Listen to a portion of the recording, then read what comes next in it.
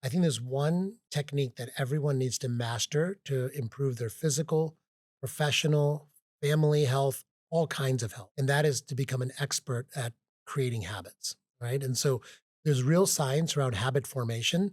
And once you understand that science and you're able to create daily habits that are positive and break down negative habits, you will win the game of anything that you're playing, whether it be your health, family, friends, relationships, business, it doesn't matter what it is. I say that because, people try to make massive changes in a day. Mhm. And the massive change rarely ever works or is not sustainable. The things that you make small changes in day after day after day, they build up to massive amounts of change that are sustainable over time. You make a 1% change every single day, that doesn't add up to a 365% change. That's a 3,800% change over the Because of the course of a year. compounding? Right, Yeah. exactly.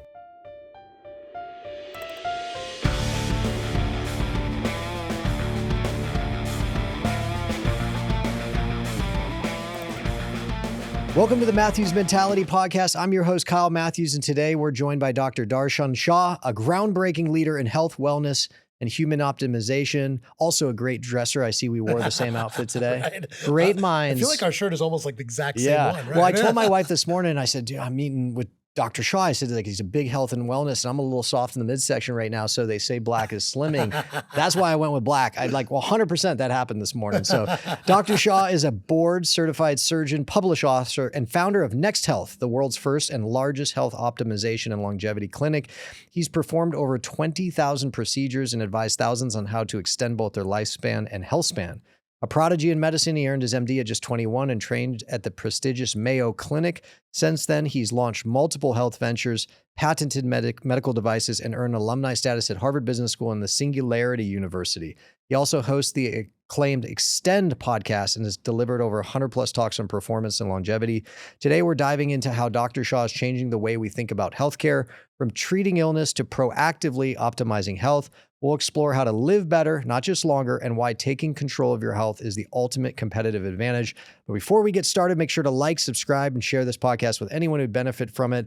Dr. Shaw, welcome to the Matthews Mentality Podcast. Hey, thanks so much for having me. It's an honor to be here. Now, I know we're not just going to talk about living longer. We're going to talk about how to live better, but I'm going to hit you with the live longer. Yeah. This is the question I always am so curious, and maybe I just haven't, the answer exists is like, if people, let's say from a young enough age, 20s, 30s, 40s, do what you kind of advise and you guide in terms of proactively focusing on longevity, proactively focusing on your health, as opposed to what I'll define as Western medicine's traditional focus, which is treating symptoms, Mhm. right?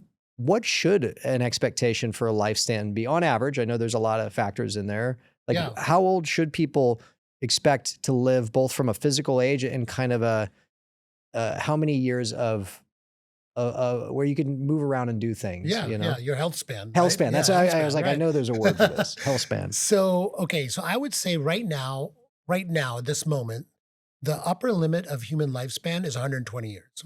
And that's Unless you're on Social really Security. pushing it. Yeah, unless you're on Social Security, right? Exactly. That was good. I love that. Anyway. But, the problem that we have in Western society is the last 30 to 40 years of those years is spent in a state of chronic disability, right? So you anywhere from being like frail, where you're like a little old man, a little old lady, all the way up to having Alzheimer's and having be put in like a care home or something. And my definition of lifespan extension is not like going from 120 to 150, is really getting those years back at the end of your life where you are living healthily, you're enjoying your life, you're able to recognize your friends and family. Health span. Yeah, exactly. Your health span. And we know that we can do this. How do we know this? Well, look at the blue zones of the world, right? Places like Sardinia, where people are living routinely to 100 plus, and they're still out there working. They are partying with their friends and family. They're Mhm. enjoying life, right? There's a guy in Gold's Gym in Venice, California, that I see work out there all the time. He is 91 years old, and he can lift more weight than people half his age, and he can also think faster than people half his age. Like, he's super witty, and And that's not just because he's on TRT, right? I don't even think he's on I'm just TRT. Yeah. messing. His name is Jim Arrington. You should look him up. Anyway, so we have the knowledge now on how to create more health span.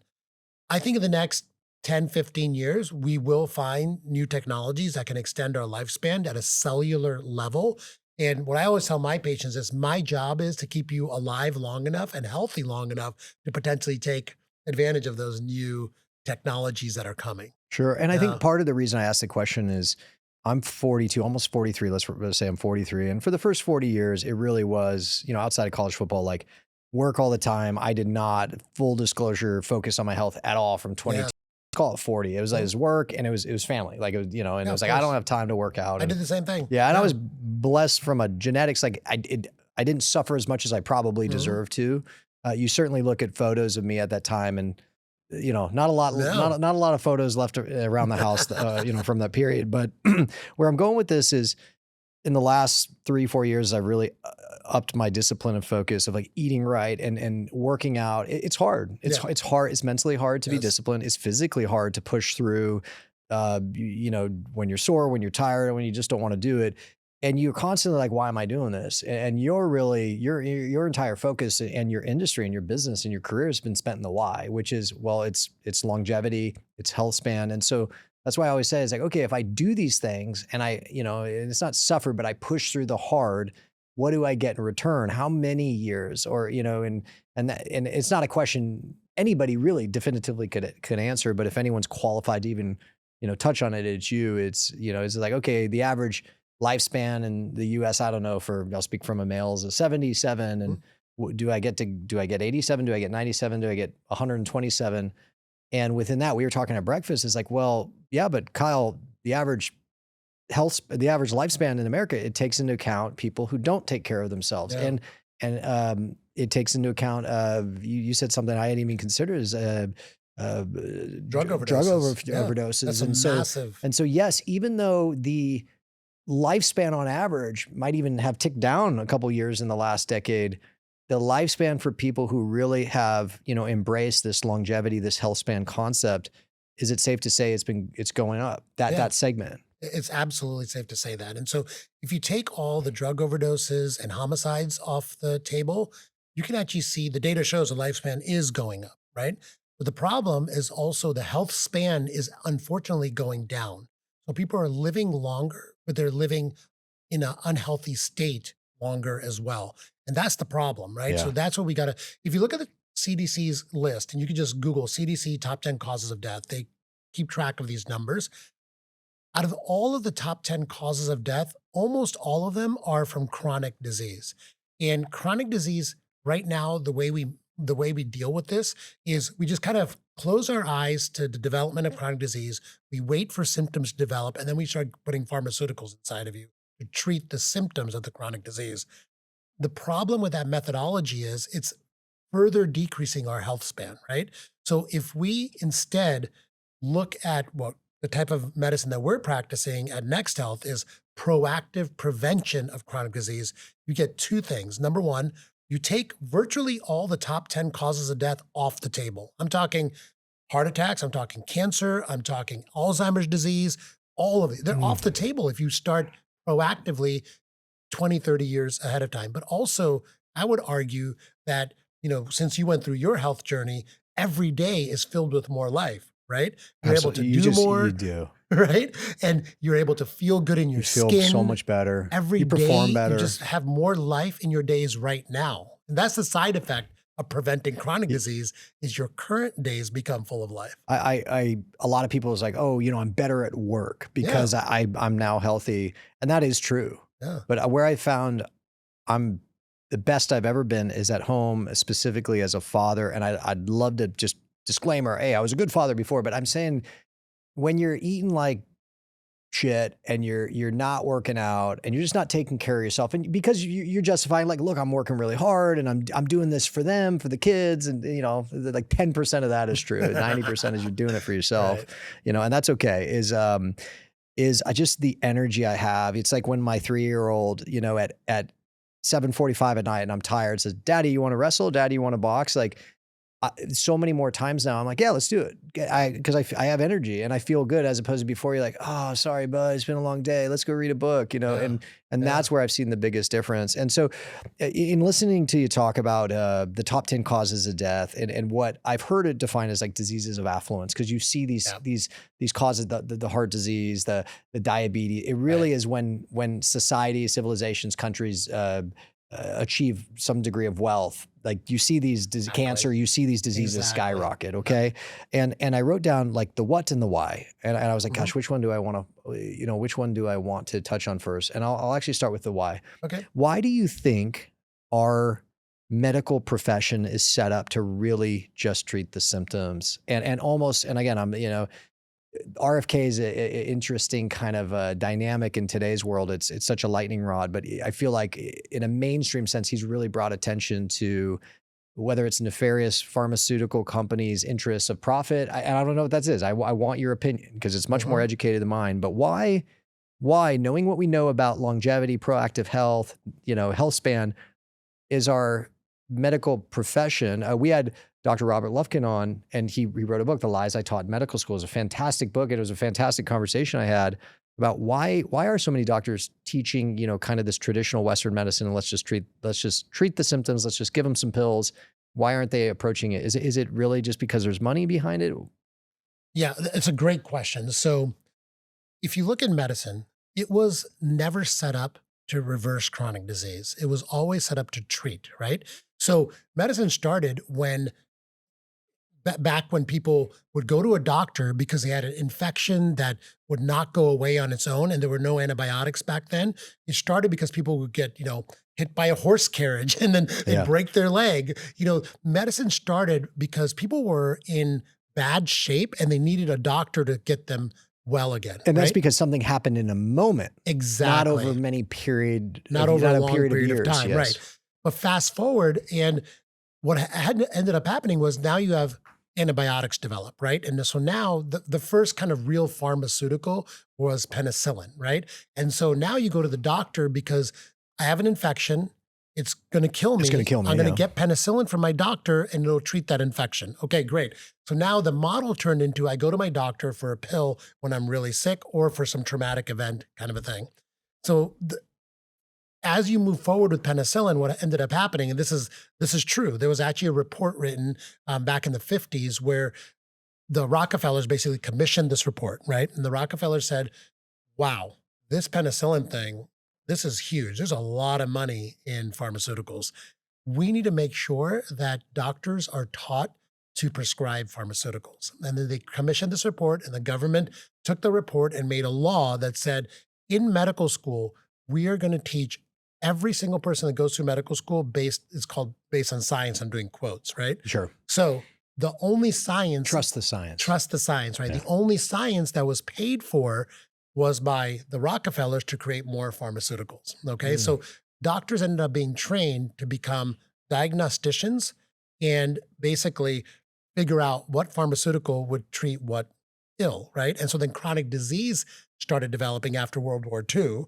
There was no chronic disease really before, very few people had chronic disease before the World Wars. And the reason for that is the same machine that fed the wars, fed the soldiers, they now had nothing to do. So then that became our food industry, and our food industry then became the processed food industry. And there's so many different examples of this, of why chronic disease developed. So now we're in this situation where Western medicine is basically only there to treat the symptoms. There's no talk about health because it was never built to do that in the first place. It was never built to reverse chronic disease. It was always built to keep the pharmaceuticals going. That's a great explanation from a why. And let's not assume everyone knows what causes this chronic disease. And so when chronic disease, there's heart disease, there's, diabetes, we have Alzheimer's, right? What are the things that you've in your medical journey really have honed in on as like, what are the things that are causing these chronic diseases? In a sense, not just the treatment of them, but you say, hey, before, let's call it World War II, these things didn't really happen. Is it the food? Is it some lifestyle? What? It's a combination of things. Okay. So in food, what happened was we've added a ton of chemicals to food and removed all the fiber. And that's what became the processed food industry. So now, if you go to this supermarket, 90% of the real estate of a supermarket is the middle packaged foods that are built to last a long time, keep you hungry. So when you eat this food, it's actually engineered to keep you hungry and it's empty calories. The nutrient density is pretty much eliminated from the food. That's one reason. The second reason is we evolved into a society where people are sedentary 90% of their day. And this is a complete flip from the way we used to operate, right? When there were farms and you'd always be outside working. Our biology has never evolved to this level of sedentary behavior. There's research that shows that for every hour you spend sedentary after 4 hours in a day, you have a 10% increase in your all-cause mortality. So it's super important to keep moving around. And right now, humans don't move. We go to the office, we sit at a desk, we then sit at lunch, and then we sit at a desk again for a few more hours. Then we sit in our car, and then we go home and plop down on the couch, right? Yeah. Lastly, we are now, as a society, not sleeping according to our circadian rhythms, right? So people are staying up later than they should. People are waking up earlier. People's sleep is totally disrupted because of stress, because of shift work, because of computers, because of our social media and our phone. So our sleep is a total disaster. And then I said lastly already, but I'll say it again. The fourth cause is the massive amount of exposure that we have to toxins. So we live right now with 150,000 named chemicals in our environment that were not here 80 years ago. These were all spewed out by companies like, Dow Chemicals, where they put ads on TV that said better living through chemicals. And they put microplastics out there and all phthalates and all of these chemicals that were never there. Our level of toxic burden right now through microplastics and glyphosate and all these other chemicals is way bigger than our bodies are built to handle. Our liver is built to detoxify us from. These four factors come together to create all chronic disease. All right. So food, movement, sleep, toxins. I got that correct? Okay. Absolutely. So I'm going to hit you with a question because I and my wife and I were blessed, but this has been such a big thing for friends, family, that from an age and health, it shouldn't be from a fertility standpoint. Do you think, and especially, trying to look at like what's causing people's challenges with fertility in your opinion? Those are the four reasons. Okay. Those are absolutely the four reasons. And, we are seeing a massive problem with infertility in this country. Right? It's absolutely gone completely out of control. We actually partner our clinics with a lot of fertility doctors because, the solution a lot of times is manipulating hormones, right? But when we partner with a fertility doctor and we get those lifestyle factors addressed, the fertility rates go through the roof. And so there's so much better for people that are actually focusing on the core basics of health that we just discussed. And it's kind of miraculous, actually, how we can completely reverse the fertility problem by focusing on the basics. You touched on blue zones earlier, specifically Sardinia. I'll be there in 2 months. Part of the reason we chose to. So will I. Maybe we'll see each other. Let's hang out. Yeah. Let's drink. So let's drink. I guess. So I've spent time studying this. The 7 blue zones in the world. One's in Costa Rica, and Sardinia's got obviously one. And so some of it, what they touched on in Sardinia was the wine, but the number one common denominator amongst the 7 blue zones in the world, where I think blue zone being people on average live over 100, or whatever the definition, was movement. Right. It was movement. And they said it wasn't wine, it wasn't food. I mean, these things are so important. Obviously, they looked at the men and women who are living a long time, and the number one thing that is they stayed active. They stayed active. And I remember in Sardinia, it was like, you have these men in their 90s and they still take the little goats or sheep up into the hills in terms of pasture, and the women are still busy. And that seems to be the common theme. So movement certainly seems to have a direct correlation to longevity. Let's talk food, okay? Yes. Food has always, for me, been the biggest challenge, right? And especially when you have little kids and there's little Cheez-Its left around, you don't want to throw it out. You're like, I don't want to be wasteful. But what advice would you have for the audience from a food perspective of like really focus on these types of food and never, ever, ever touch these others? I'm going to keep it incredibly simple. Please. If there's one thing you can do to completely change the course of your metabolic health and your health in general, is completely avoid ultra processed food as much as possible. Anything that comes in packaging, anything that comes, the whole snacking industry is completely made up. Humans never snacked. Humans ate nutrient-dense food and then they were full until the next time they had to have a meal, which was lunchtime, and then they ate nutrient-dense food again, and then they were full till dinner. There was no snacking, and so just getting rid of snacks from the house, getting rid of anything that's in a box, anything that has fructose in it, any corn syrup, all that garbage. Once you get rid of that, you will automatically, the only options in your home will be things that are not ultra processed. And I always say, I don't care what you eat. If you're not eating processed food, you're going to automatically get healthier. And so Yep. w- my 7-year-old comes to me and it, let's assume I don't have the mental discipline or toughness to overcome the whining every day, day after day. And I want a snack, Dad. And so what would a snack be that you would advise? Like, hey, it's okay if she has this. Would it be like almonds, like Yeah, a banana? our kids snack on fruits a lot. They love fruit. And what you Dried find is, fruit? what's that? Dried fruit?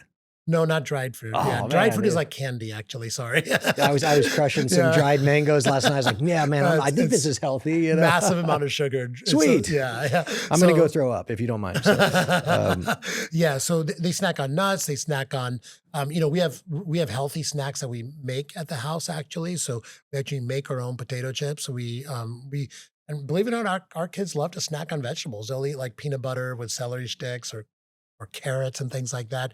But they rarely need to snack. Rarely, because every morning, guess what my kids' breakfast is? And it's crazy. Lucky Charms? No. How's So it they go? they used to be, our nanny would feed them, the Eggo waffles with syrup, I fake get it. syrup, not I- even real I syrup, get it. and a big glass of orange juice. And then it took us 2 weeks to get them broken from that addiction. And you're right, there's a lot of whining, there's a lot of crying It is, yeah, actually. it was about 2 weeks, yeah. Yeah. But now they eat scrambled eggs and broccoli for breakfast. Scrambled eggs and broccoli. Yeah, and they love it. They won't have breakfast unless they have scrambled egg and broccoli. And people are like, "That's crazy. My kids will never do that." I can guarantee you force them to do that for a couple weeks, they'll do it. And Man, that's going to be a long 2 weeks, though. it's a long 2 weeks, but it's worth it, man. It's worth it. Yeah, no doubt. Yeah. Talk to us about sleep. You said, Yeah. hey, like one of the 4 main drivers of, let's call it health and longevity, sleep. Yeah. Like what should our sleep be? And then what you said our circadian rhythm's been totally disrupted. Mhm. Explain how that's happening and what Yeah. we can do to stop it. Yeah. Okay. So the circadian rhythm, just to give people a definition, is, our bodies are built to live in a rhythm. And the rhythm that our body lives with is influenced by light, by eating times, by movement. All of that influences when we're supposed to go to sleep and when we're supposed to wake up. And there's some genetic involvement there too. When you have a phone, right, you are putting light into your eyes Yeah. late into night. And you're also increasing your stress levels. That then tells your body that I'm in a state of danger here. I need to stay alert. I need to stay awake. Your cortisol levels go up, your sugar levels go up, and you're ready to run away from a tiger, right? Yeah. And so people are spending way too much time on their devices all day, and then especially close to bedtime. So one of the best things you can do is move your cell phone charger. Most people have it next to their bedside. Move it downstairs next to your coffee machine. Move it as far away from you in the house as you can. So it's the last thing you kind of get to in the morning after you wake up. Mm. If you can do that, it's also going to be, when you put it there at nighttime, you're also going to separate your phone from you maybe 15, 20 minutes before you go to bed. That can completely change your sleep. The second thing I would say is, I saw you wearing a Whoop band there, right? Yeah. Get some sort of sleep tracker, because I think a lot of people, sleep is one of those things. Our human body is so resilient to lack of sleep, actually. So our body's not going to tell us, believe it or not, when our sleep is not optimal. When you wear a sleep tracker, it gives you metrics beyond just the number of hours that you're sleeping. You know how much deep sleep you're getting. I can't tell you the number of people that come to my clinic that say, I sleep good, doctor. I don't need to wear a sleep tracker. And then we put a tracker on them for 6 weeks and we see them getting 10 minutes of deep sleep a night, Oof. And so once you know that you have a problem and you can track it, you can start fixing it. I started wearing this. I did a sober October 3-4 Yeah. years ago, and I had purchased this, but I had it for 6 months, hadn't put it on. So I put it on. And I was like, oh, I'll just be super healthy for this month.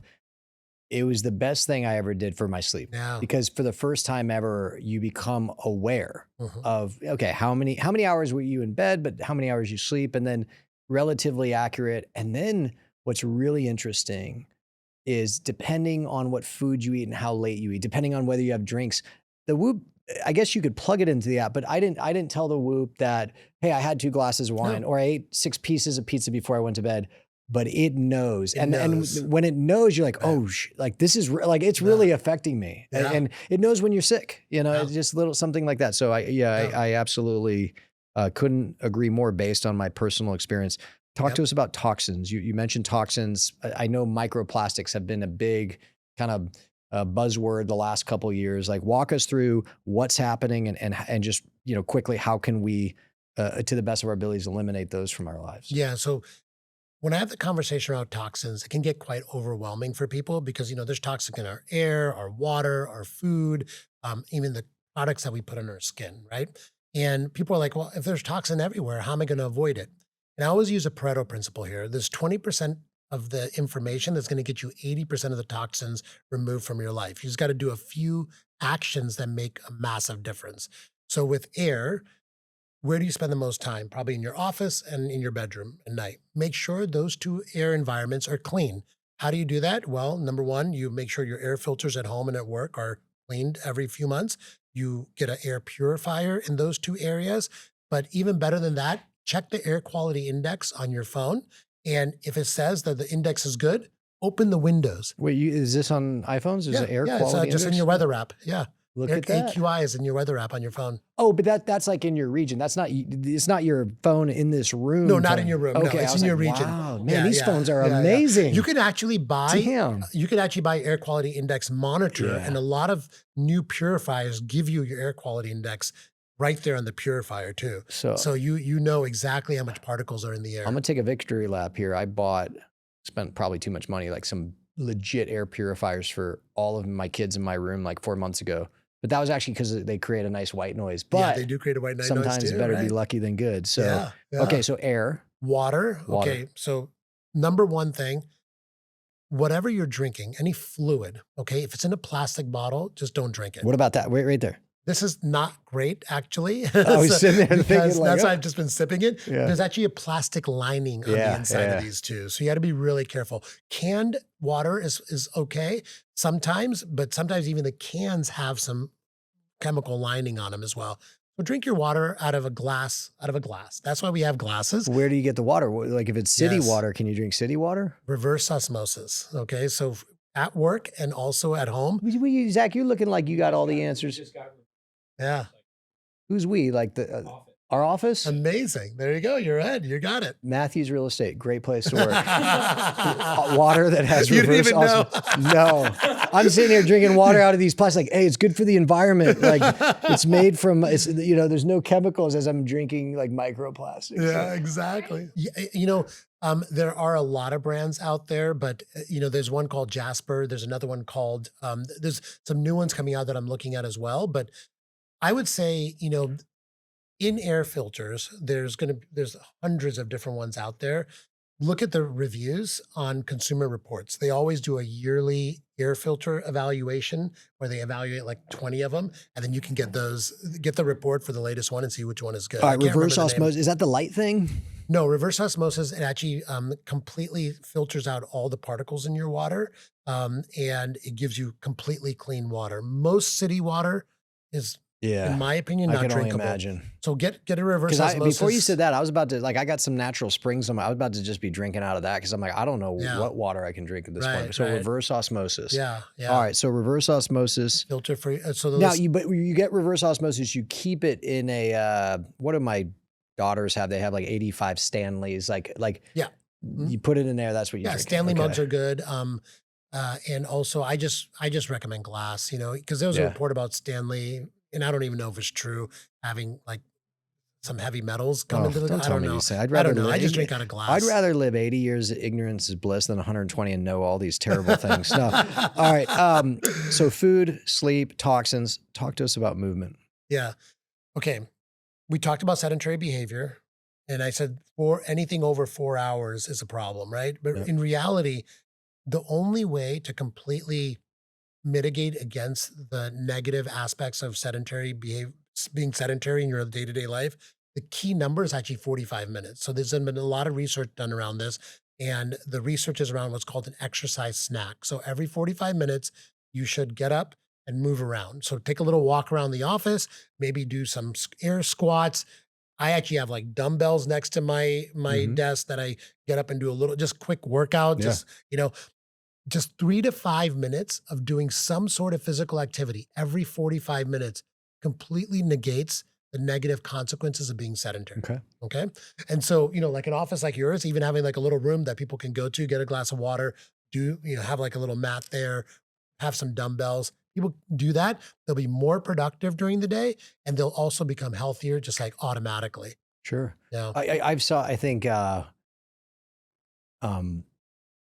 somebody in our Elsagon, I'm trying to remember, had one of those little mini treadmills. All of our desks at this point, almost all are stand-ups, Yeah. I assume all, and she was just walking and slow pace, like very slow pace. But she's like, yeah, you walk very slow, but she's like, I just stay moving all day. I think it was Julia. It's the ultimate health hack. It was I pretty have a cool. walking desk. It's the Do best you? thing ever. I'm so much more productive, keeps the blood flowing to your brain while you're working.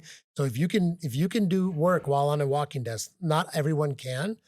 I have mine. I get 20,000 steps in a day, and I'm more productive walking all day. All right, I'm gonna get me one of those. Yeah. All right, so we've talked the food, the movement, the sleep, the toxins, and again, I could talk about this for 6 hours, so we don't have that much time. One more thing on the yeah, toxins I please. just want to mention because it's super important. We touched on air, water, food, but skin products. Okay, so on average, most men use 5 to 8 skin products. Women will use 5 to 8. 5 to 8. Yeah, shampoo. Oh, all right. I was gonna say I Lotion, use 0. Deodorant. This is all natural. Yeah. In fact, no. For the first time ever, I got makeup. I did a TV show like a week ago. They put makeup on, and by the way, I looked so much better. I was like, damn, I'm about to. I need You need a makeup. Yeah, hair and makeup. Where's hair and makeup, guys? But 5. Okay. Shampoo, conditioner, deodorant, soap. Right. Yes, Exactly. that makes sense. So anything you buy at the supermarket, anything you buy at the pharmacy, guaranteed as a high level of toxins. Okay. So what I would do is get an app. There's one by the Environmental Working Group called Skin Deep. There's another one called Yucca. And then there's another one called Think Dirty. There's 3 apps out there. You can scan your product and then it'll tell you the level of toxins in it on like a 0 to 10 scale. And then it'll suggest an alternate product list that you can have that have no toxins. Okay. And so you make this switch one time, and you know how it is. Like you never switch again, right? When you buy shampoo, unless I start smelling funky. But, exactly. Right? Yeah. Exactly. It's like I used the same shampoo for 15 years before I did this, and now I use whatever shampoo my wife puts in the shower. I don't even know what it is. Have her scan your products one time and just get non-toxic skincare products, because it's that day-to-day exposure, right? Every single morning you're taking a shower, putting this stuff on you. Your body's absorbing it every day. Your body never gets a chance to catch up from detoxing you. And so you're using all your cellular energy in detoxing yourself from these toxins. All right, before we move on, because I do want to talk about Next Health, one more thing. I feel like in the last couple of years, we've really heard, at least I've heard, a lot of conscious discussion around time spent in the sun. And when I was growing up, and part of it was my skin complexion is like, stay out of the sun, like lather them up with sunblock. And then the other end of the spectrum was people just getting sunburned on, consistently. And now it seems like there's this conversation happening. No, every day you got to get out in the sun. You need a certain amount of time in the sun. Part of that is like kind of your mental health, but the actual vitamin D, your skin. I know some of this has to do with the amount of melanin, your genetics, but talk to the audience about time spent in the sun. Yes, sunlight exposure has multiple benefits, and you mentioned some of them. One of the key biomarkers of that is your vitamin D levels, okay? So most people in this country, 85% of people plus, have very low vitamin D levels. And vitamin D is actually a hormone in our body. It has multiple functions throughout our entire body, and it's a critical vitamin. If you don't get enough sun exposure, guarantee your vitamin D level is going to be low. So the best time to get sun exposure is right when the sun is coming up during the day or when it's coming down. That's because you're not getting so much UV radiation, which can cause cancer when the sun is right above you. And then you want at least 20 to 30 minutes of sun exposure twice a day. Most of us never get that. And, we're fully clothed too, right? So if you don't have kind of like the inside of your leg and the inside of your arms exposed to the sun during those 20 to 30 minutes, you're not going to get enough sun exposure to create enough vitamin D.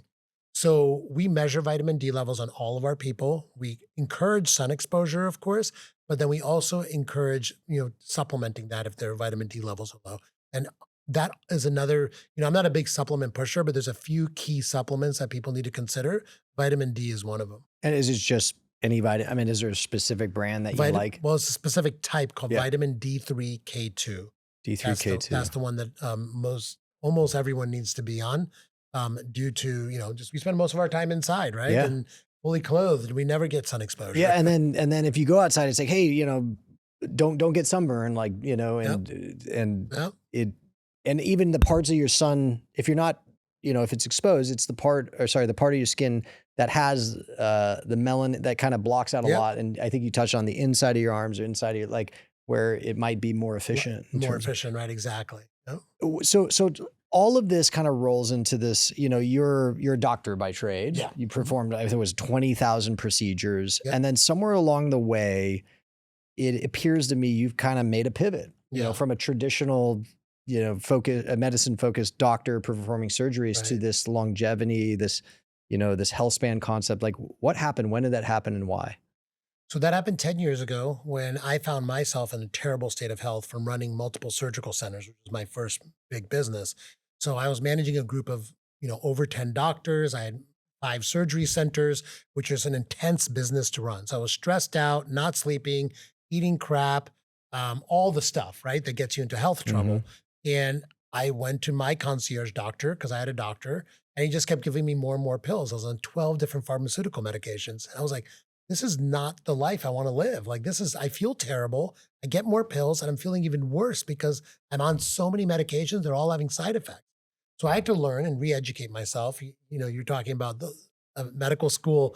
We don't get taught how to keep you healthy in medical school, No. right? And so I ended up learning the science of health. And so I took courses in nutrition, exercise, and functional medicine. So functional medicine is a branch of medicine that focuses on the root causes of. And I learned what the root causes were. I addressed all of them in my own biology. And I was like, why isn't everyone doing this? I got myself healthy in 8 months. I was getting all my patients healthy in like 6 to 8 months.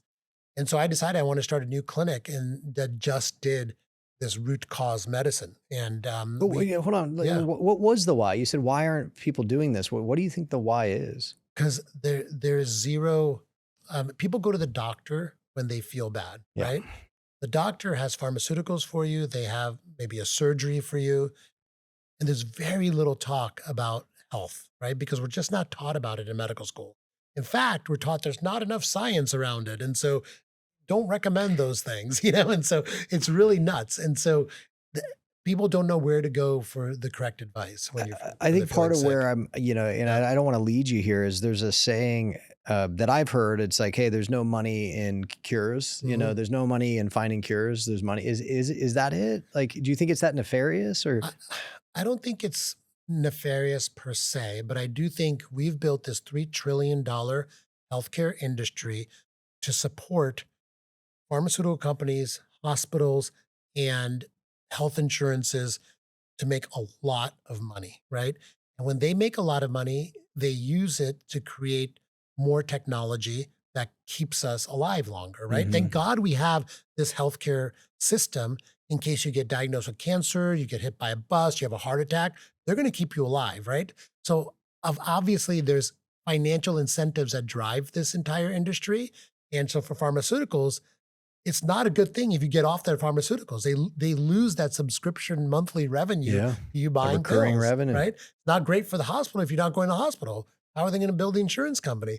So unfortunately, we created this monster, and it's good that we have it. We just can't use it for optimizing our health and for reversing chronic disease.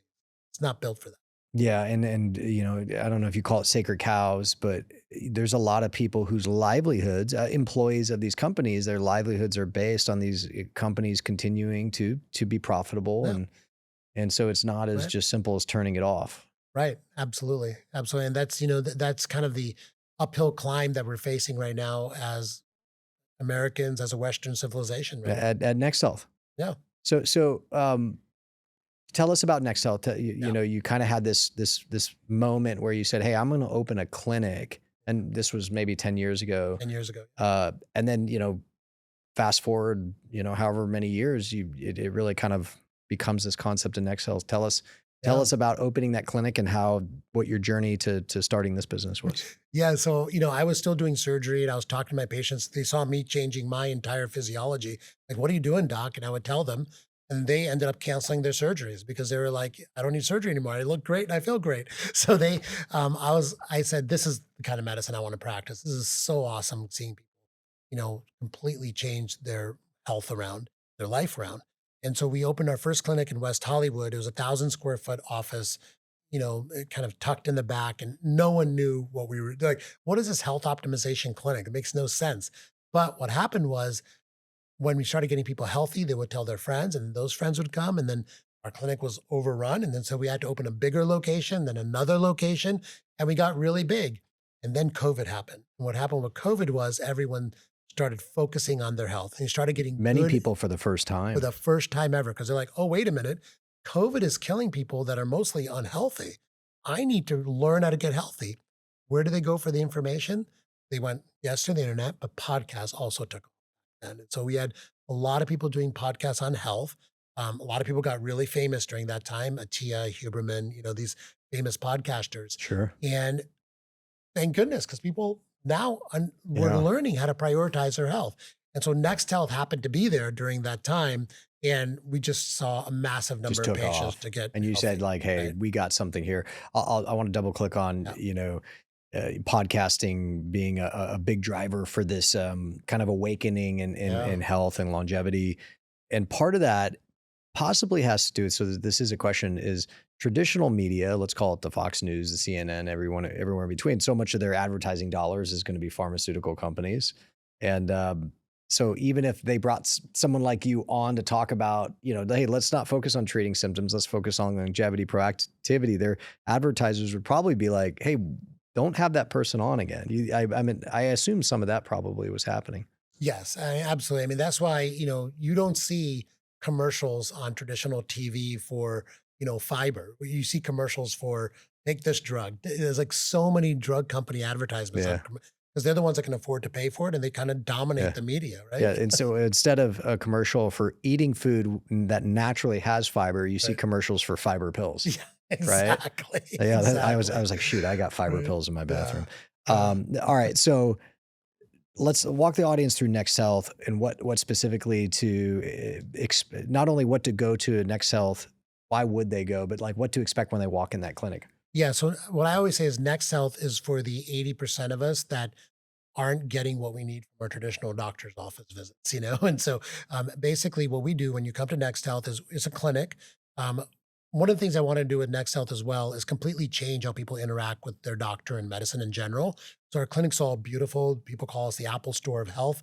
And we want people to feel inspired when they come to our clinics. We don't want them to feel, traditional doctor's offices, you don't want to be there, right? You feel like you're in sickness and illness.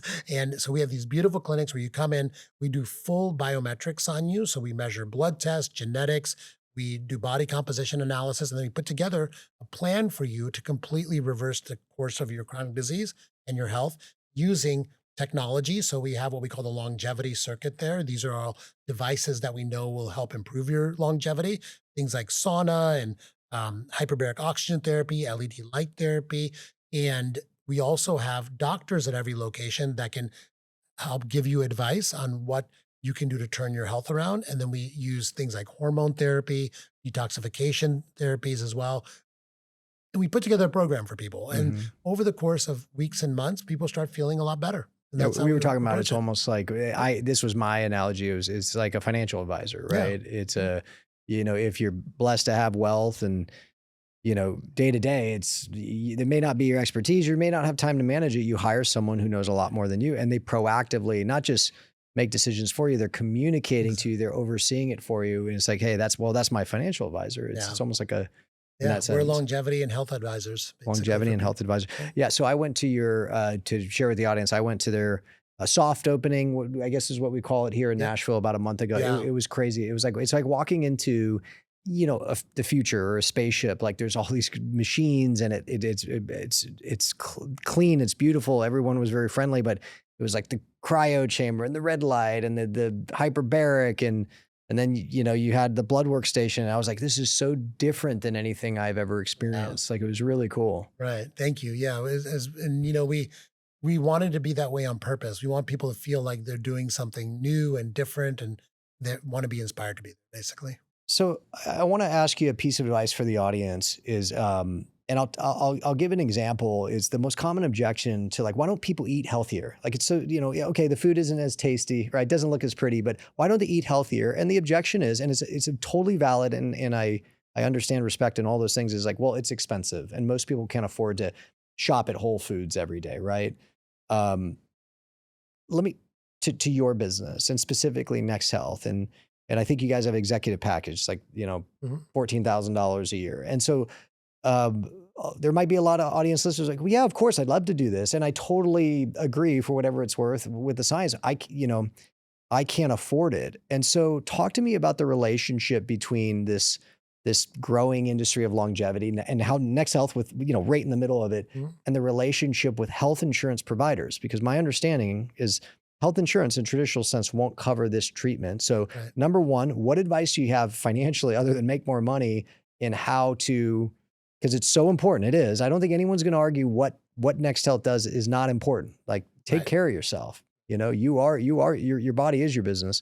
Um, Number one, what's a piece of, I know you're not a financial advisor, but what's a piece of economic or financial advice to how to approach this type of service? And then number two, do you ever see a day and age where healthcare will, as part of its suite of services, pay for longevity? Yeah, absolutely. So, you know, just because you talked about the food thing, I have to address this.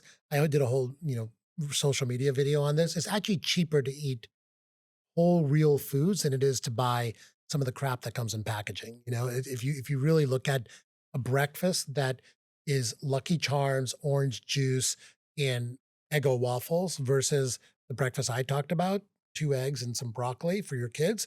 The 2 eggs and broccoli is about one third the cost of the Lucky Charms. Okay, so the food industry has convinced us that it's expensive to eat whole real foods, Mm. and the reality is not true.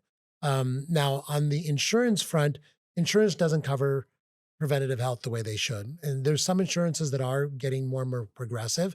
But what I do, and what a lot of our employees do, is they have an insurance plan. You need that in case some catastrophe happens, right? But insurance was made for catastrophes. It was never made to keep you healthy. Like car insurance, for example. When you get into a car crash, you need your car insurance, but your car insurance is not paying for your car wash and your oil changes, right? So Yeah. why are we expecting our insurance to cover that in the first place? So we go to catastrophic coverage. So, if there's a catastrophe, my insurance is there to take care of me. But then I fund my HSA plan to the max. So we can fund our HSA plan to about $5,000.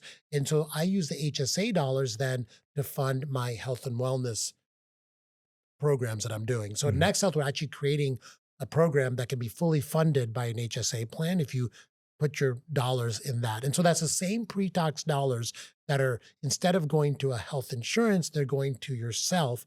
And usually you get like a little Visa card from your HSA plan, and you can spend it whatever way you want. And then you can pay for this health optimization and longevity and root cause medicine, which will then keep you away from the doctor's offices, keep you away from the hospital systems. A lot of people use the urgent care as their main doctor, right? Yeah. Because they can't get into their primary care doctor. That is the most expensive form of healthcare you can imagine, right? And they're using it for when they get sick. Well, why are you getting sick in the first place? Is because you have metabolic disease, you have inflammation, all these things are going on. And so I think once you make that mental shift to understanding that it's important to treat yourself from a root cause level, and then you have a financial shift of same dollars just going towards HSA versus health insurance, you can start this So journey pretty HSA, that's effectively. like a very practical Yeah, approach is yeah, go through the HSA. right. And then on the health insurance, will there come a day? You kind of answer that in a sense, like Yeah, they're starting to, but yeah. that's still far out. It's far out. Unfortunately, we know that we have this healthcare system that's just growing in expenditure every single year. It's a massive train that's going to be very difficult to slow down, never mind stop and reverse. So don't wait around for it. Yeah. If you're going to be waiting until the end of your life and beyond for that to happen. Yeah, that's a good point. And Yeah, then that might have to, that's like a melting glacier, it's going to exactly. be many, many years before that changes. Right, right. So Walk me through the vision for Next Health. I mean, you guys are expanding like crazy, and shout out to Aditya Ramnath, Matthew's guy out in El Segundo, tenant rep. He's actually repped you guys on a couple deals. So He's hell helping yeah. us out Yeah. finding Yeah. some Yeah. great spots. Great guy. Yeah. And so, but you guys are growing like crazy. What are you looking for when you're picking a market? And then, ultimately what is a potential client? What does that look like? What are you identifying, and what should they expect to get when they come there? Yeah, so we are growing now. We have 85 locations that are planned. Our goal is 150 locations, and we're just building a new healthcare system that runs in parallel with the sick care system. And so I think there need to be thousands of Next Health like clinics all over the country. So when you say what are you looking for when you pick a market and the client, I mean, obviously with any new type of business, you want to pick the markets that are more densely populated and have the people that are potentially looking for our type of services. Unfortunately, because we're not covered with health insurance, Mhm. people are either using their HSA plans or their own, income to do this. So right now, there needs to be a certain ability to afford this. And Yeah. and when I say afford this, I mean prioritizing your dollars to go towards your health, right? And so we are, in general, looking for cities like Nashville, where people need to get healthy and they are now gotten over the mental hump of like, my insurance is not going to cover this. I do need to spend a few bucks and some time and energy doing this myself. What are some of the newer, I don't know, how would you use that's therapies or Yeah, not procedure, sure. certainly not a procedure, but the newer, help me out here. I don't want to say machines, Yeah, but what are some new treatments, treatment. Yeah, there you technologies? go. Sorry, Yeah, treatments yeah, technology exactly. that Yeah, really in the last couple of years, because I walked in and I was just like, man, some of this is so much of that was so new to me, yeah, right? yeah, yeah. So, Where you're finding success. if you're one of these people that listen to healthcare podcasts or health podcasts, you're going to hear about sauna therapy. We have a ton of data around sauna being extremely beneficial in preventing cardiac disease, detoxifying you. You're going to hear about cold therapy as well. So hot cold contrast therapy. That's why we have a cryo chamber, hyperbaric oxygen, and also LED light. All of these, we talked about sun exposure. LED light simulates that on a much more effective level. Hmm. So we call that the longevity circuit, and we think people should do that once a week, at the very least once a month. They should come in and do that. So people have a membership, and they come in and do this on a membership basis. Now, a lot of people don't have this stuff at home, right? And so it's hard to find these technologies. That's why I Yeah. wanted to put it all under one roof. Newer technology wise, we are also in the world of regenerative therapy. So we have a procedure called plasma exchange. We do stem cells. We do exosome therapy. And these are more advanced procedures that can really change the course of your health as well. We explored this topic a little bit with Dr. Lufkin, and it was this idea that we've really been weaving in and out this conversation of going against the traditional medical orthodoxy, and that industry, as big and powerful it is, they don't always take kindly to someone like you coming Yeah. in and saying, "Hey, again, these are not your words, but like they're doing it wrong. There's a better way to do it. Here's how to do it." How is have you had some of that experience where you felt something is felt attacked, and Yeah. when you looked into like, why is this person or why is this group like really attacking me professionally, if not personally? Mhm. Maybe their motives were tied up in maintaining the status quo. Yeah. I don't think that they're really trying to keep people unhealthy. I think most doctors have been educated that here are the things that work, here are the things that haven't been studied, right? Okay. So I'll give you a perfect example: Hmm. hormone replacement therapy. For a long time, hormone replacement therapy was vilified because they did horrible studies that were completely misinterpreted. So we have two generations of women now that have unfortunately not benefited from hormone replacement therapy after menopause. These poor women have higher risk of Alzheimer's, higher risk of heart attacks. Their bones are brittle and they are very frail. And that's because they went through menopause and their estrogen levels went to zero. And we know estrogen is a life saving, game changing hormone for women. Now, even today, there are doctors that have not re educated themselves on the new science showing hormone replacement therapy is not only safe, it's incredibly beneficial. And so I put people on hormone replacement therapy, and then their doctor will be like, I can't believe he's doing that. It's going to cause cancer.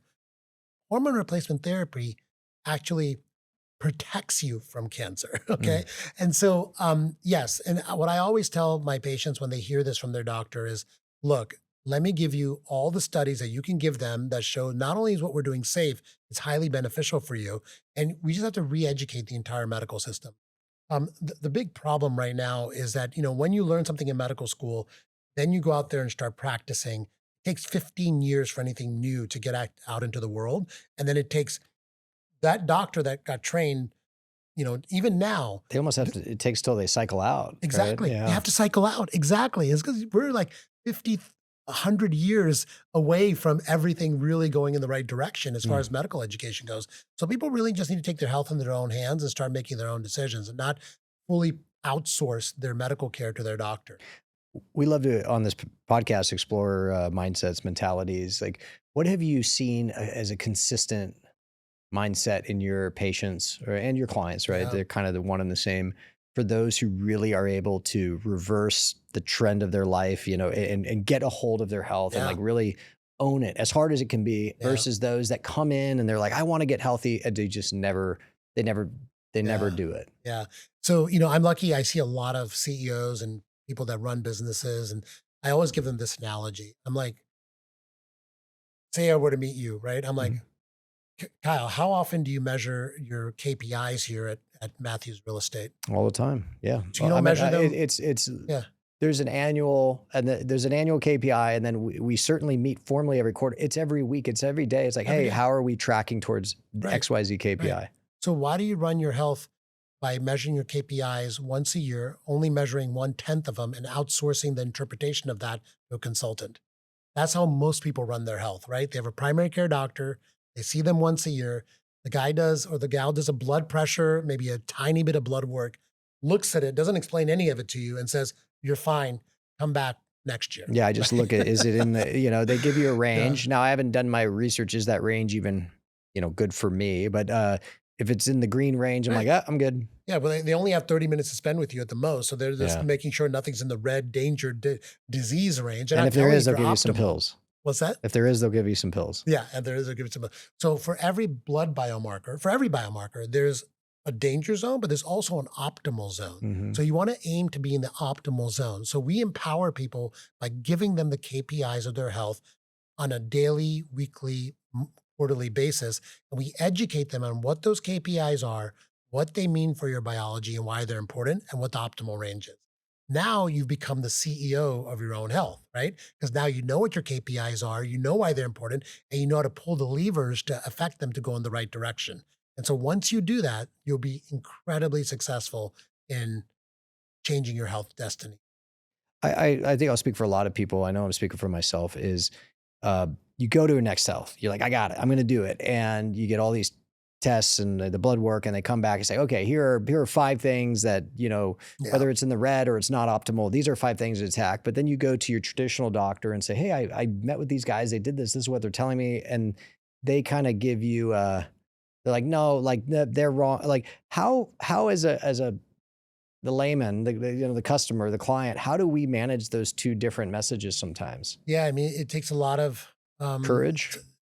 Not just courage, but it takes a lot of commitment to getting yourself educated, right? It's so easy now to get yourself educated, right? So let's give you an example. I had a patient that had their hemoglobin A1C at 5.6, right? Now, hemoglobin A1C is a measure of your average blood glucose level over the last 3 months. When it gets to 6.5, you get diagnosed with diabetes, okay? 5.7 is pre-diabetes. So this patient of mine was at 5.6. I'm like, hey, this is not good. We need to do something. You're almost pre-diabetic. So I'm going to put you on a continuous glucose monitor. We're going to change your diet. We're going to figure out how to get you down to 5.2 or less. That's optimal. They took all this to their doctor. The doctor is their primary care doctor. I was like, why are you worried about that? 5.6 is normal. You don't need to do nothing. And so they got the mixed message, right? So what do? They get on ChatGPT. They research hemoglobin A1C, and they're like, Dr. Shah, you're absolutely right. Like, I don't want to wait till I'm diabetic for this thing to, finally be addressed by now metformin or another pill or insulin, Yeah. And I think we are so enabled now with the internet, with, any type of large language model. ChatGPT is the one that I happen to use to get podcasts to get good information. So once someone is telling you something is abnormal, don't just jump to whatever. Don't even jump to what I say. Don't listen to me. Educate yourself Hmm. on it and make sure you feel comfortable with that decision, right? Well, I mean, you brought up AI. Like, what role do you see AI playing in the future of health optimization and like personalized medicine? I mean, Yeah. you talk about ChatGPT. I already do it. One of my dearest friends, his father unfortunately had a stroke, and he took the scans in addition to what his doctor said, uploaded ChatGPT, and it did a whole list. And I guess luckily for him, it basically advised or verified, said the same thing the doctor said in terms of what it was and what his expectations should be. But talk to us about AI and what that's going to mean for the personalized individual Yes. medicine. So I'm so glad you're asking me about this, because what I encourage every listener to do is ask for your medical records, all your blood work from your doctor, have them send it to you as a PDF, and then upload it to ChatGPT and just ask ChatGPT one thing. Please review all of my medical records and tell me what I can do to improve my health, and see what it spits out at you. Oh, Right. And you will get really good advice. Okay. Now, of course, confirm it with a health professional before you make any major changes. But in general, I found it to be pretty right on the nose. What I think is going to happen is, now that we live in this era where we're, all carrying around a phone and have wearable devices, we're going to get constant inputs into a large language model, and it can give us real-time feedback on an immediate basis. Okay. And so that loop is going to be massively beneficial. It's like you have a health coach, a mental health coach, a nutritionist, a trainer, a doctor with you all the time as you're going through life. sure. Right. Is there an app already? I mean, this sounds like a major transformation Yeah. in personalized health. Yeah. Is there already an app that exists with a device that is talking to it every day based on, like, is there like, Yep. if Yep. not, So this is a good business idea, right? yeah, yeah. So there's apps for each device. None of them kind of talk to each other right Mhm. now. There's a company called Ultra Human that's putting a ring together with a continuous glucose monitor and Yeah. giving you good information. The Aura Ring, the Whoop bands, they're giving you information on recovery, sleep, and also your movement.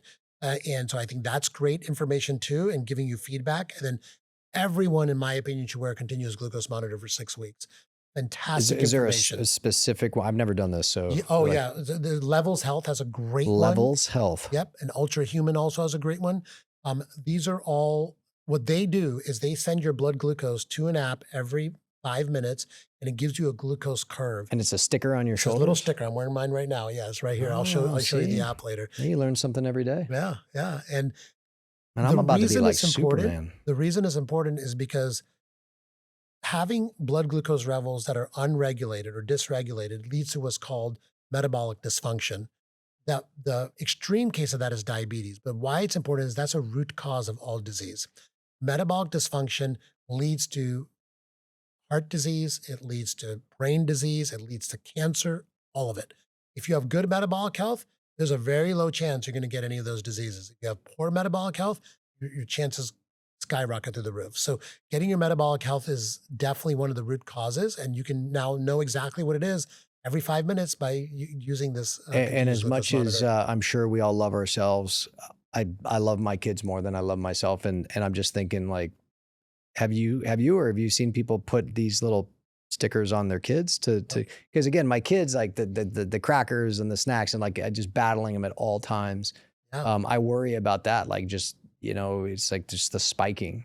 yeah. And I think it's because I'm thinking in my head, like, wow, if I put these on it's my two daughters, especially yeah. little snackers, um, Well, how old are they?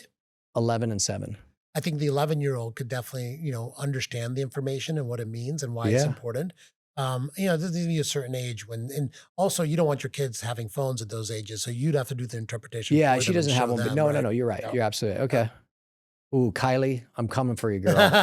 She's my pasta snacker. And she's actually a good eater, but like I really try and focus on, protein, meats and vegetables, but By the just way, the if your kids are eating pasta, a game changer for their blood glucose, because at that age, you're very well regulated as far as your blood glucose goes. Your body is just incredibly resilient, right? But one thing that you can do, I don't think they need continuous glucose monitors unless they're obese Mhm. as a child. But if they're not, one thing that you can easily do is before they eat any type of pasta or grain or anything, is have them eat some vegetables. The fiber The in the fiber. vegetables Yeah. will completely mitigate the glucose spike you get from pasta. That's for adults and kids. That's a good one. Yeah. Real kind of hot topic item, Ozempic. Yeah. What are your thoughts? All right. So this is a great question. So let me start with um, Ozempic is not a traditional drug. And what I mean by that is it's actually what's called a peptide. Peptide is a signal that our body naturally makes, and it has a lot of effects throughout many different systems in our bodies, not just how much you eat. Okay. So when your body's making something, usually it's beneficial and the side effects are low because your body is making it only when it needs it. However, now that we've figured out, drug companies have figured out how to make peptides, now we're giving people super high levels of GLP-1 and an extended period of time and no cycling. Mm. Okay. So, it's a mass experiment once again being done on humanity. Why not? Exactly. For profits. And I feel that, look, honestly, GLP-1s has benefited so many of my patients. We probably have 400 people on Ozempic or another GLP-1 right now. But the way we do it is we make sure that we have a goal in mind. What is our goal? When we achieve our goal, we have an offboarding plan because I don't believe in being on any pharmaceutical forever, right? And then also, we're constantly monitoring them and we're using the time period that they're on Ozempic to completely reform their relationship with food. We're getting them off ultra processed food. We're reintroducing how to eat naturally in a good way and avoid snacking. We're doing a continuous glucose monitor. We're also looking at their gut health. GLP-1 is made in your gut naturally. Mhm. The reason we don't make it is our microbiome, or the bacteria that live in our gut, are completely eliminated by ultra processed food and antibiotics and these things. So we reform their microbiome in their gut so they can start making their own GLP-1. And we've had a really great success rate of getting people off of their GLP-1s when it's time and keeping them off of their GLP. This is health related, but this might be outside your purview. So if it's just something you're not educated or comfortable speaking on, let me know. But it is health related, but it's mental health. Mm. It seems I've seen articles. I would say studies. There's studies that show you whatever you want them to show you, but like articles that I've read, studies I've seen that the levels of like depression, anxiety, kind of the mental Yeah, health so crisis in true. America, and the amount of people in the U.S. on antidepressants. Okay, um, what what thoughts or opinions on that, and what connection do you think that has to really what your focus is in terms of the Love physical talking about longevity? this. I Yeah. love talking about this because right now, when people get into any kind of mental health situation, whether it's anxiety, depression, attention deficit, whatever it is, the first thing they do is they address it with a pill, usually, That's right? exactly where I was, yeah, Okay. leading you. Now, when you look at the causes of those diagnoses, it's the same root causes as poor physical health. It's poor metabolic health. So the minute we turn around their metabolic health by using some of the things we talked about, like the continuous glucose monitor, their depression starts going away. It's their gut health. The minute we fix their gut microbiome, they start making, there's more serotonin that's produced in our gut than even in our brain. 90% of our serotonin is produced in our gut. That's a happy hormone, right? And so once you start fixing your gut microbiome, depression starts going away. It's miraculous. Once you start removing toxins from people's lives, their inflammation goes down and their ADHD goes away. So when you have this root cause approach to your health in general, but especially mental health, you can turn around your mental health and get off some of these medications that people are being put on. Mm. And Yeah. gut biome, for me, it's almost this like mysterious thing that I really can't Yeah. understand. Yeah. How do you get a good gut biome? Yeah. I'll super simplify it for you. So your microbiome is the trillions of bacteria, virus, and fungi that live in our colon that have evolved to live synergistically with us. And by synergistically, I mean that they have positive benefits to us. And if we keep them alive, we keep getting those positive benefits. GLP-1 is one small example of that synergy. Okay. Um, Over the last 50, 60 years in Western civilization, we have completely nuked that gut microbiome. So many people have very poor gut microbiome because of ultra processed food, because of taking antibiotics, taking other drugs. Those are really bad for your gut microbiome. Once you have a healthy gut microbiome, you start having less rates of depression, less rates of cardiac disease, Mm. able to keep weight off, many positive benefits. So it's really important we keep our gut healthy. The way you keep your gut healthy is by fiber. Your gut bacteria love fiber, it's their food, and that causes them to flourish. You avoid antibiotics. You take in probiotic foods. Fermented foods are probiotics, okay? Things like kimchi, etc. You promote your gut health by taking more collagen in your diet, by eating bone broth is one way I get people to get their gut to be healed as Mhm. well. So there's a few things that you can do like that, but mainly is avoiding ultra processed food, eating well sourced vegetables and fruits, and avoiding antibiotics and other drugs if possible. Mm. Yeah, we had one of my teammates here and his wife, they went to Mexico and they ate something and it just Yeah. literally for 2 years, they couldn't identify there was Mm, something really wrong. And mhm. finally they focused on gut biome and seemed to address it. And that really Yeah. changed everything. But the gut biome for me, has always been a little more mysterious and harder to kind of get my hands around. Yeah, yeah. You can test your gut microbiome now. There's stool testing that you can do that tells you kind of how many bacteria you have. What diversity is really important. So you don't have a lot of gut bacteria diversity that can cause issues. You can also test for things like parasites in your gut, which a lot of people have and they don't know it. So yeah, a stool test can be done now. Not super excited about testing the stool, I know it's but not fun. I'll look into that. Is there a specific one that you recommend? The ones that we use are usually you can only get them at like Next Health or a Mhm. functional medicine doctor's office. I would highly suggest not just going online and buying one of Yeah. the direct to consumer ones because Go to Next Health. yeah, this functional medicine doctors are really good at testing for this. Functional medicine is the root cause medicine I talked to you about. So if you can't get to a Next Health, there's tons of Mm. functional medicine doctors all over. And there's a website called ifm.org where it has a physician or practitioner or locator, and you can find someone in your area. All right, so you just touched on something a second ago about antibiotics. We were talking gut Mm, biome, and it's just not good for you. And I understand that as a father of four. I have a 14, 11, 7, and 3-year-old. And as you can imagine, one of them, all of them are sick and you're always getting prescribed. Is it what is it? A Amoxicillin? lot amoxicillin is the The most good, the prescribed, good right? tasting one, the one that Yeah. I sometimes I'm like, I take a little sip. My wife's like, "What are you doing?" I was like, I'm sorry," but my credit to my wife, she's like, "Hey, like I try not to get them do antibiotics if I don't have to because it destroys their gut. You see it Right. right away in their stool, especially if they have Yeah. diapers. It's like, oof." And so, what would your advice be to parents as a doctor? They're sick. They're prescribed antibiotics. You're a father, right? Yeah. And so, when do you say, "Hey, yes, like we're going to do the antibiotics," and Right. when would you say try to avoid them? So the problem with antibiotics is when antibiotics first started coming out and a lot of doctors had access to them, there was it was considered a no downside drug because people didn't really see any downsides to a lot of these things. So it was kind of like, I don't know if it's really an infection or not, but here's some And antibiotics. There's gut no biome wasn't downsides. part of the It lexicon at wasn't the even time. Yeah. not even knew it existed, right? And so now that we know that there is a major downside to taking antibiotics, it is damaging your gut microbiome. And remember, your gut microbiome is not just keeping your gut healthy, it's keeping your entire physiology healthy. There's so much of a connection between your gut health and your brain health, your heart health, your emotional health.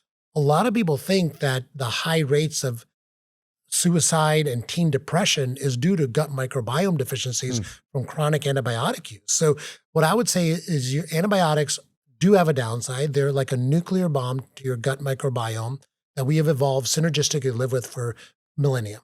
Now, what I would say though, there are times when you absolutely need antibiotics, right? Don't die from an infection, but always challenge the doctor and say, do I really need to take this antibiotic? And for your kids too, does he really need this? Do you think this will treat this? Or are you just giving this to me because I'm here and it's an easy solution? A lot of times kids have viral illnesses that manifest themselves as a cough or a cold. And then the knee-jerk reaction is to take an antibiotic. But cough and colds are usually due to a viral condition.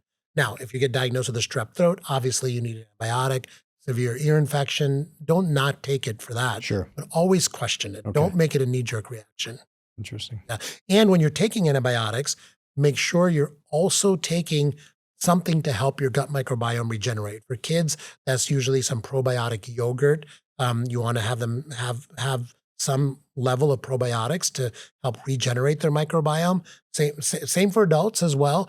There's a probiotic pill out there that you can take as well that helps it regenerate after antibiotic use as well. So a lot you can do. We'll talk about you for a second.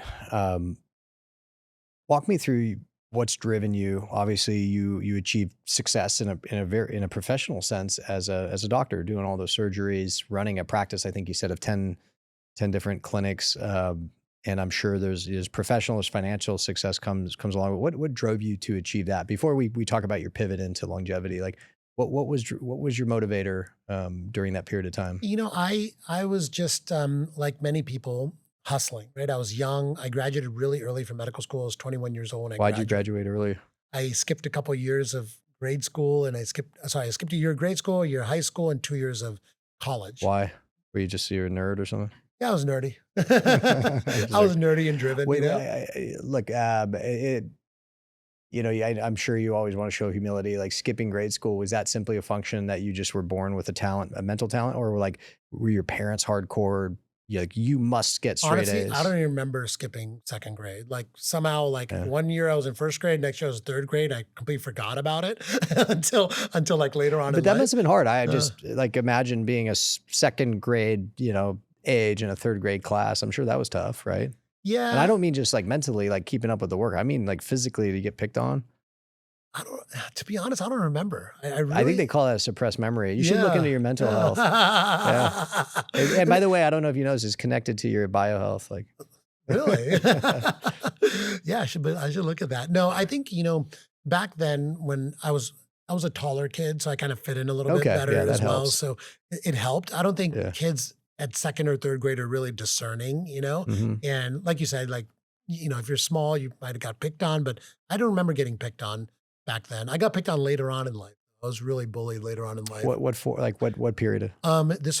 We had moved to this small town in New Jersey where it was not very culturally or racially diverse. Yeah. Exactly. And so I was like a brown person in a non-brown environment and lots of bullying in that area. Yeah, in New Jersey, it's funny. I sat down with a buddy of mine, Jahan Maslahi, who's CEO of Bridge 33, a big real estate investment company.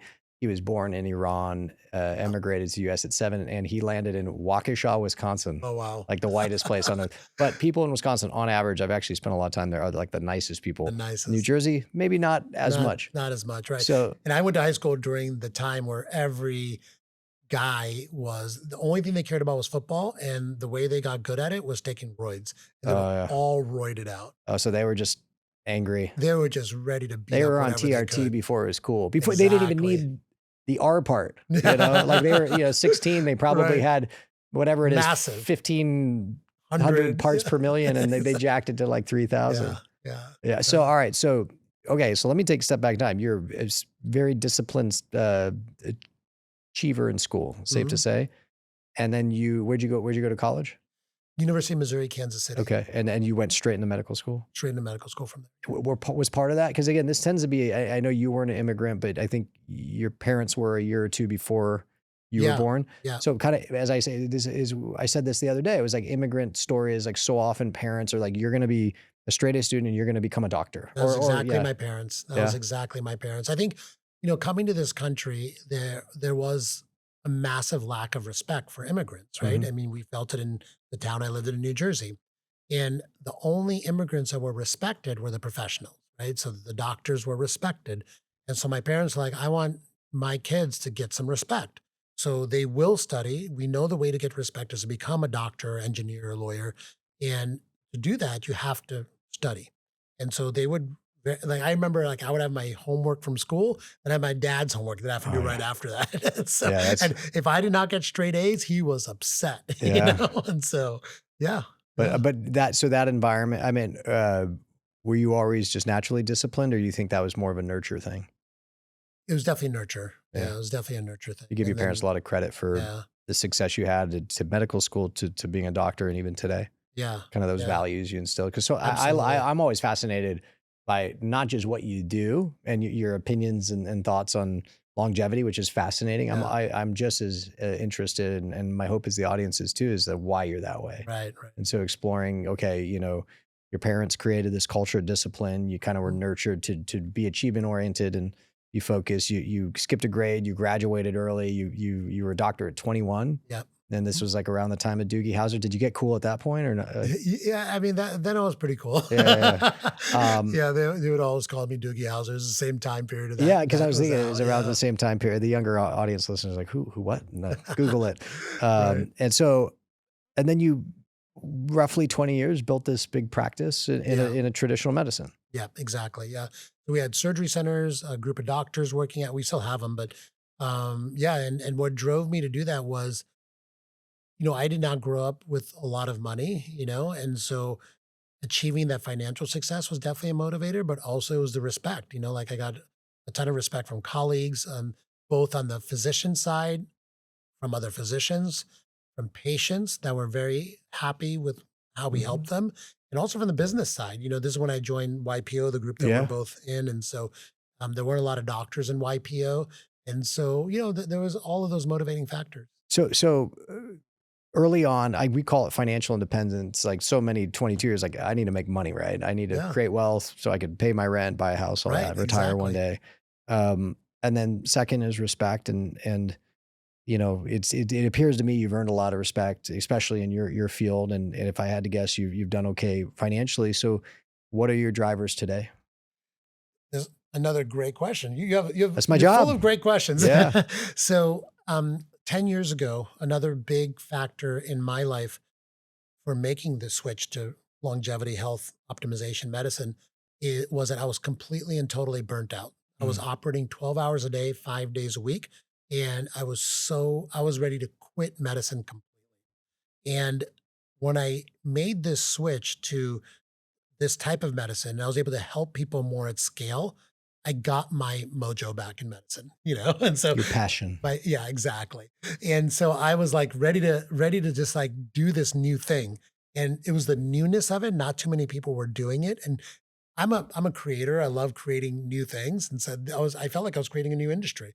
And that's what like really got me excited and going again. And I mean, this new industry, how did it, I know you're active on social media and kind of the new media. How did that come about? Like, was that a strategic pivot of yours, or did that just happen organically?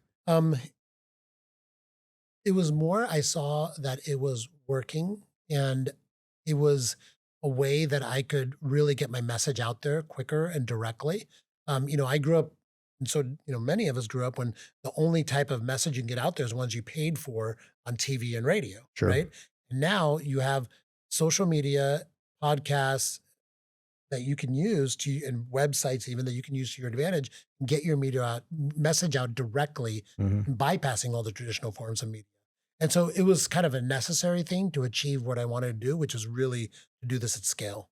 Well, you achieved success as a student. You achieved success as a traditional doctor. You have a lot of you're in the process of achieving tremendous success in longevity, and obviously success in Next Health. What's next for you?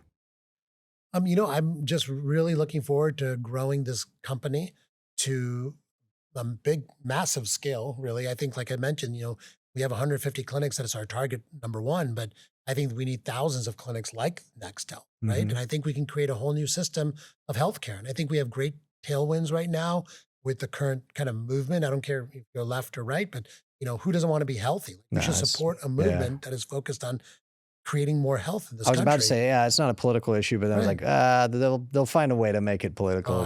I posted something about this on my social media and I got attacked. What'd you post? Well, I remember, there was a post I did about RFK saying, we need to make America healthy again, and we need to remove food dyes from food. Do you agree with him? 100%. Yeah. I mean, why are we adding chemical dyes to our food? It makes zero sense to me. I mean, I do like the look of Lucky Charms. I'm not gonna lie, but no, yeah. Right, let's go back to eating some real food. That just in it, right? Again, I'm not in the health space in the way you are, and I mean, I'm not in the government, but I look at like the Doge thing of waste, fraud, and abuse. I'm like, how could somebody be against that? Like, you know, it's like exactly.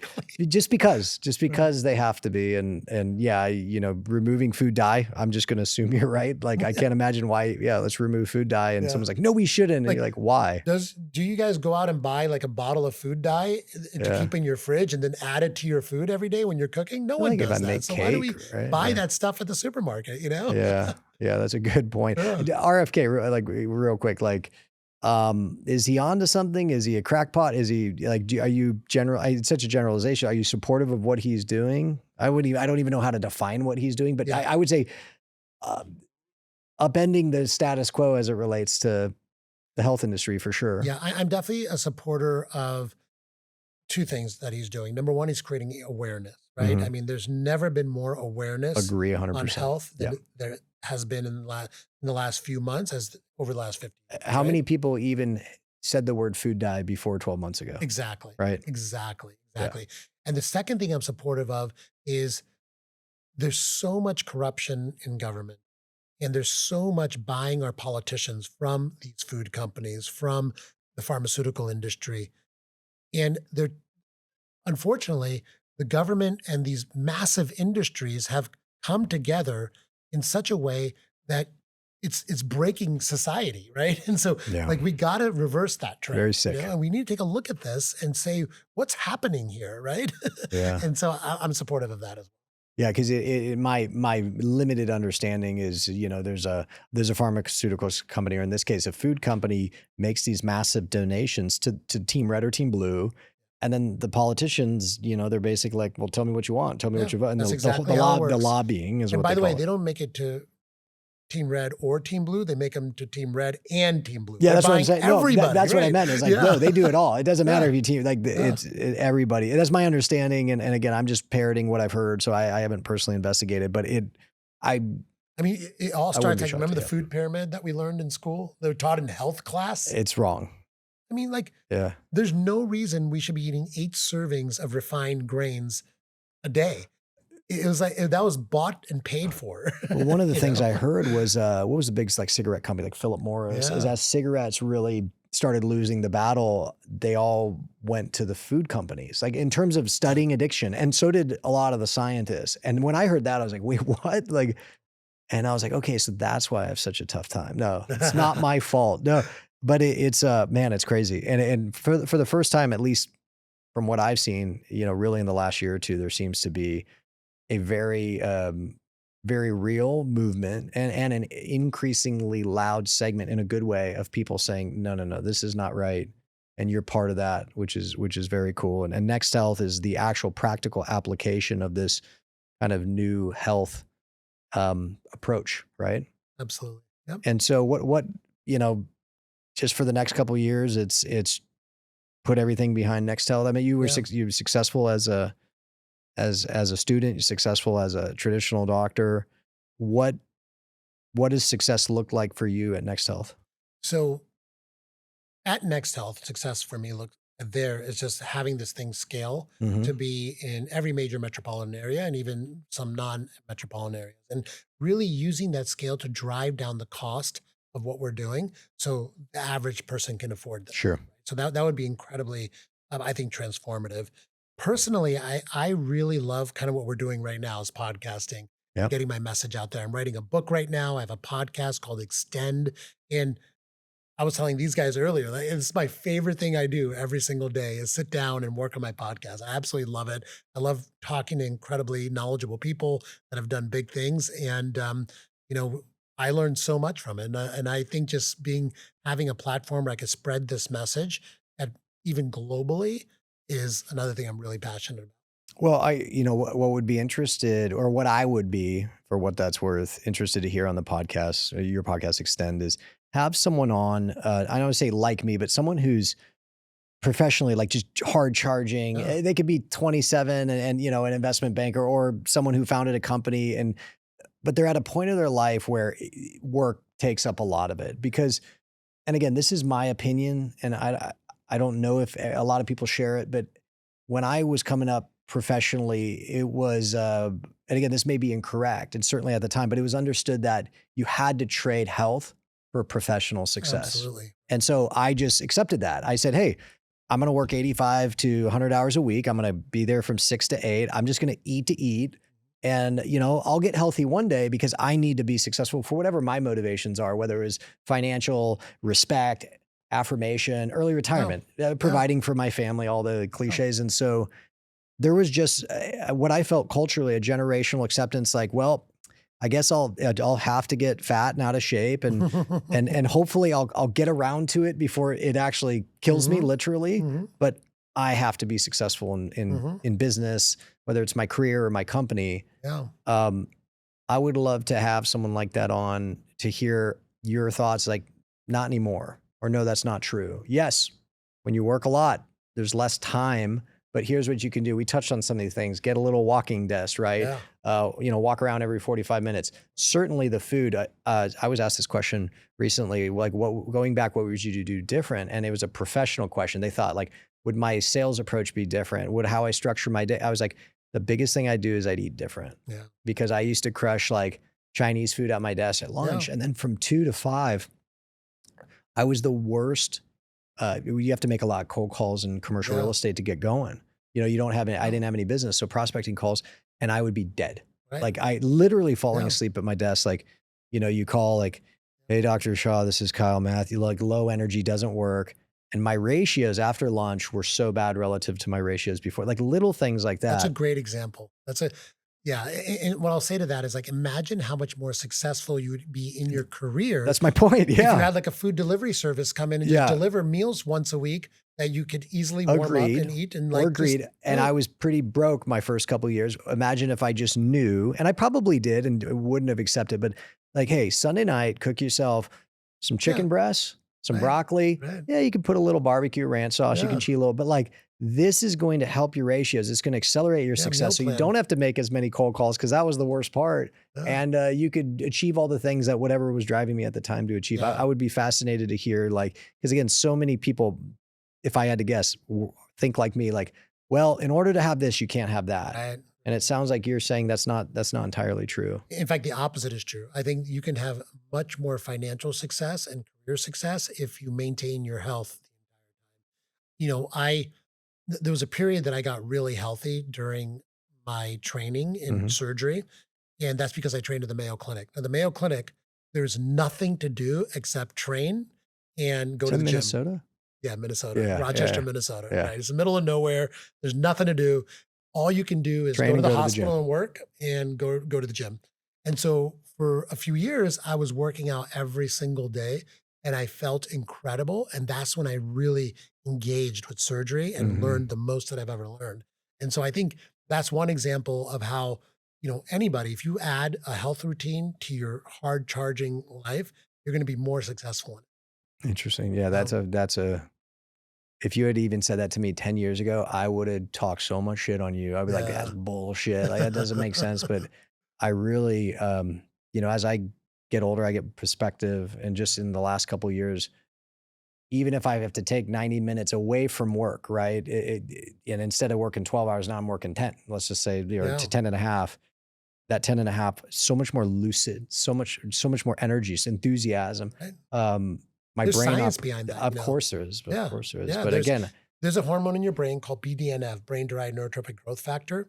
say that 10 times fast. And it increases when you're exercising and you're eating right. And, most of us are hard charging in our 20s, right? Our 20s is when we're making the most connections between our neurons in our brain. The more BDNF you have, the more your nerves get connected. If you don't have BDNF in your brain, then your nerves never get connected. And that's something that lasts for the rest of your life. So if you're listening to this and you're in your 20s, you have to do the things that you need to do to increase your BDNF levels. BDNF. N? BDNF. Yep. And? No, BD, letter N, letter F. BDNF. Brain-derived neurotropic. All right. I'm just going to use the acronym. Yes. BDNF. This has been fantastic, Dr. Shah. Last question, and kind of tie it to people's mindsets around their personal health, right? But also professional success, which you've done both, and you get to comment on both. What advice would you have to help change, I guess in this case, improve someone's mindset towards their physical health. And then also based on your success in multiple, again, student, traditional doctor, longevity, what advice would you have for them as how they approach and their mindset towards professional success? Yeah, so it's a great question. And both of them, in my view, have the same answer. I think there's one technique that everyone needs to master to improve their physical, professional, family health, all kinds of health. And that is to become an expert at creating habits, right? And so there's real science around habit formation. And once you understand that science and you're able to create daily habits that are positive and break down negative habits, you will win the game of anything that you're playing, whether it be your health, family, friends, relationships, business, it doesn't matter what it is. And I say that because, people try to make massive changes in a day. Mm-hmm. And the massive change rarely ever works and is not sustainable. The things that you make small changes in day after day after day, they build up to massive amounts of change that are sustainable over time. You make a 1% change every single day, that doesn't add up to a 365% change. That's a 3,800% change Because over of the course of a compounding. year. Right, exactly. So great books on this. There's one called Atomic Habits by James Clear. Mm-hmm. Start any journey you have with your health with reading that book. That's whenever someone comes to see me for health advice, I ask them tell me about your habits. Why do you have them? What are the good habits? What are the bad habits? They're like, aren't we here to talk about my nutrition or my hormones? I'm like, no, we're going to first talk about your ability to form good habits and tear down the bad ones or tear down the negative ones. And that's where you start with it. So health habits, professional habits, that's the key. And the first step in developing habits, read Atomic Habits. That's one of my Bibles. No. Yeah, no, it's great. Yeah, I always ask the question, you already beat me. Like, hey, for the audience, what's a resource? You just nailed it. Yeah. This has been awesome. Dr. Shah, so much here, man. I'm about to go on Amazon and order a bunch of. I got a few more books for you. Can I mention them real quick? Okay. Yeah, absolutely. So if you're looking to change your relationship with food, there's a great book called Food, What the Heck Should I Eat by Dr. Mark Hyman. If you're having trouble with your metabolic health, I would read Good Energy by Casey Means. And then if you are looking to improve just this whole root cause of disease, you want to understand more of it because it is so powerful. You're looking to turn around chronic disease. Buy this book called Disease Delusion by Jeffrey Bland. It's like a excellent book on root cause health, and you will change your life and the health of everyone else you talk to once you understand what root cause medicine. And if you order those on Amazon, type in the promo code KMAT. And no, I'm just joking. That's awesome. I'm going to order a lot. I have read Atomic Habits. It's really good. Great book, right? It's fantastic. And so Food by Dr. Mark Hyman, Good Energy, Casey Means, Disease Delusion. What was the author? Yep.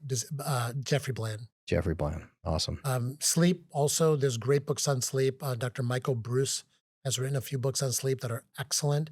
And then, just start there. That's a good reading list. Yeah, I read one. Maybe it was Michael. It was Why We Sleep. It was a good book. It was about a year ago.